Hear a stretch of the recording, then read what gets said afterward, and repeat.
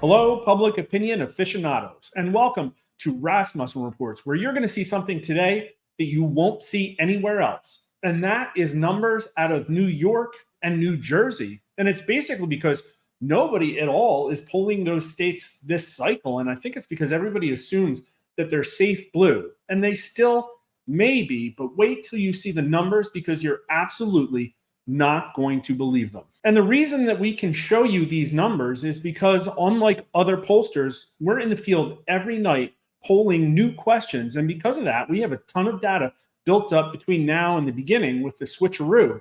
And now we can break them down by state and see what individual state voters think.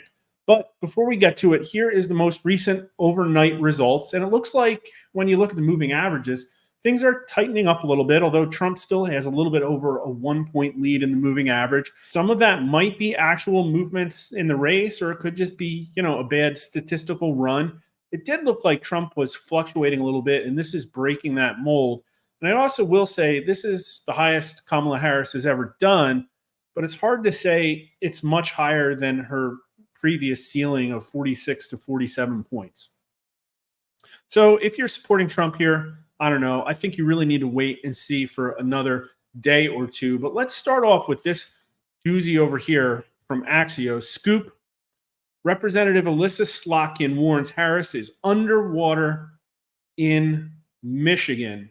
And that is a stunning revelation because it is literally coming from a Democrat who is running for Senate in that state. I do not know why she came out and said this. I'm sure she got chewed out for it. But when I hear the words underwater, to me, that doesn't mean like Trump +1 or Trump +2. It means that Harris is losing in Michigan, in my opinion, maybe, a 3 or 4 point margin. And if you go here and look at the actual polling in Michigan, the polls tell a very different story with Harris at +1.4. Now, we just put out a tie in Michigan a little over a week ago.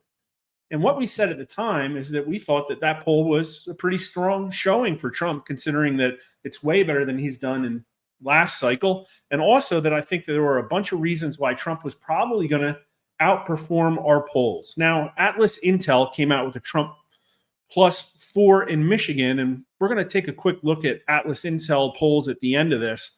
But really, I mean, the big takeaway here is that nobody other than us and Atlas are really showing Trump winning right now, but Kamala Harris's internal numbers, or at least internal Democrat numbers, say she's losing. So that's one more sign that validates my hypothesis that everybody's polls, yes, even ours, are still underestimating Trump's support. But here's what's crazy is looking at Polymarket, which ostensibly is an open and fair market and should represent the actual state of what people think the win probabilities for the race are, has been deadlocked essentially at tied. And I don't really think that this is what the real probability is. I mean, probably should have bigger swings based on the stuff that's happened over the last month or two. But when you get down to the states, this is what's crazy. Again, Michigan shows 65% win for Harris and only a 35% for Trump. And I guess that's probably fair based on the Real Clear Politics aggregate that shows Harris at 1.4. But out of a Democrat's own mouth, they think Harris is solidly underwater. I think is a fair read to say is losing Michigan. So really, the odds are probably flipped here. And this is why I think it's important to watch Polymarkets. We're down to like 35 days before this election.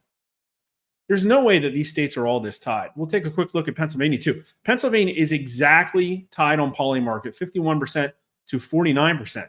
Let's just take Pennsylvania. Somebody's going to win that. Sometime between now and Election Day, this market is going to wake up and determine that somebody's wrong. And they're going to need to sell their positions as fast as possible or buy new bets and positions. So if you look within these markets, they're kind of thinly traded.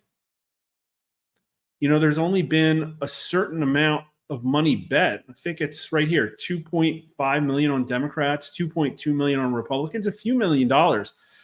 And if you look at the trade activity, it's kind of thin. There really aren't massive trades being made. Here's somebody sold Democrats $1,000, but we're talking about 11, 12, $13 trade. If you added this up going back 5, 6, 7 hours, you're going to get a number less than like 10 or 20,000. But here you have like a major purchase for Democrats. Somebody spent 5,500, and that probably moved the market. So this is like complacency. There's not a lot of like action or volume happening. And in this kind of setting, if somebody had money to burn, they absolutely could control the outcome. And I'm not saying that somebody's doing purposely, but it does seem weird to me that Pennsylvania is locked in at 51 to 49, especially if you go to like Real Clear Politics and show that Trump is tied here. And the most recent polls, except for Bloomberg, are bad for Trump. Trafalgar's out with Trump +3. Atlas Intel's out with Trump +3. We had Trump tied. Emerson had Trump +1. Those are all high quality pollsters. It's very easy to look at this page and presume, especially since really Bloomberg's the only one showing Harris up recently and how Trump outperforms his polling, he's probably going to win Pennsylvania at this point. But anyways, let's get into the numbers in New York and New Jersey. Now, I want to be very clear about what this is. This is not a poll. We are not publishing it, but it is also real data. You can see here by the dates, this comes from August 1st to last night. So it's a really huge spread. And that's because, like I said, it did come from our daily polling. And I think it's valuable data to look at. And we're going to see, I didn't go through all the steps I would in a traditional poll. A lot of that's because I didn't have all the factors I would normally weight by. Recently in states, we've also been weighting by like region type you live in, like urban, suburban, rural, and region in the state. So like Manhattan versus Buffalo. However, we do have a lot of degrees of weighting I just want to take a look at. And this should take care of most of them. We have gender, age, party. So this should make up for a huge difference. A lot of the Democrats are coming from New York City. I think, one of the things that's not going to catch is like, is a Manhattan Republican different than an upstate Republican? Probably in some ways, but still it's a D+9 weighting. I think that's fair. We have race, we have degree and income. Now this also should make up for a lot of it because we have, people with degrees and higher incomes are going to be coming from city, urban areas. So listen, it's not perfect, but I think it's pretty fair. A lot of people have probably put state polls out that only weight by this anyways, and we certainly have in the past. But the takeaway here, and also we do have, recalled vote. So this bakes into the fact people told us who they voted for in 2020, and Trump lost by 23 points. So we literally forced the respondents to be weighted in order to make this sample match how people say they voted in 2020. And with a 23-point boost for Biden, Trump is only down 11 points on Harris in New York. That's incredible. And what's fascinating is Trump does pretty poorly with New York Republicans, at least compared with Harris and Democrats. But the independent signal is going really strong for Trump by 9 points. Trump doesn't do that great in the white vote, probably because of the urban vote. But in the sample, Trump's getting 40% of the black vote in New York. That is huge. And Harris is getting a Hispanic vote. Again, a smaller subsample. We couldn't do everything with weighting. And 18 to 39-year-olds are breaking Harris by 13 points. Now, this is incredible. We're talking about 23 to 11. So Trump has made up, according to this analysis, over half of his loss against Biden just in the last 4 years. Now, we've been talking a lot about how, in my opinion, the battleground state polling has been lagging Trump's national numbers. And one take on that, and I think there's some truth to it, is that all of the state polling is still leaning somewhat left. I think there's also an aspect of in the battleground states, that's where most of the Democrat advertising dollars are going. But another conclusion might be that deep blue centers are breaking Trump more than they have in like forever. And I'll tell you, there's a lot of ways that Trump could do even better than this. If more Republicans were registered in the last 4 years in New York than Democrats, boom. If Republicans decided not to turn out to vote very much in 2020 because they knew they were going to lose, and now more of them turn out, this number would go up. That would be even better for Trump also. I mean, there's just a bunch of ways. Like, really, this is a massive, massive sandbag. We only let 36% of the sample be Trump 2020 voters. And look, only 5% were not sure third parties or didn't vote in 2020. What if a whole bunch of new voters vote for the first time in New York and they break Trump? Do I think Trump's going to win New York? No. But if Trump does anywhere close to this, it's going to astound people. So on to New Jersey, and all the same caveats apply. And I'll also note this is only 600 samples. We really wouldn't release a poll under 750. The margin of error here is like over 4 points. But again, it's still data. And we're still weighting by all the same kind of things, except we didn't have income in the New Jersey sample. I'll tell you also one thing that favors Trump too is that this is all, most of these are just taken from the 2020 exit polling. There's probably been a lot of shifts since then that have been favorable to Trump. I will say in New Jersey, I had really hard time finding starting weightings. I actually used an Emerson poll back from the beginning of 2024. So ostensibly somebody's done analysis, and these weights here might more accurately reflect what this cycle's turnout will be in New Jersey. But you got to note here, Republicans are only 24% of this here. I really do think in New Jersey that number is going to be higher, especially with an increased rural turnout, especially with new, younger voters being registered. And again, same situation with the 2020. Now, New Jersey didn't go to Biden by as much as New York did, but Trump still got a 16-point sandbag here baked into the weightings. And the result is that Trump is only down 9 in New Jersey again, when Biden ostensibly beat him by 16 points in the state. So we're looking at potentially a single-digit lead for Harris in New Jersey, which would astound people. Of course, Jack Ciattarelli came pretty close in 2022, but that was an off cycle. And Trump does better with Republicans in New Jersey, but is only leading independents by 3 points. The black numbers look a lot more like the national numbers, 29%. And Trump is winning New Jersey Hispanics by 11 points, but not doing as well among 18 to 39-year-olds. All right, I wanted to close out on one quick point. Not to contradict myself at all about the state polling, I just want to show how hard state polling is.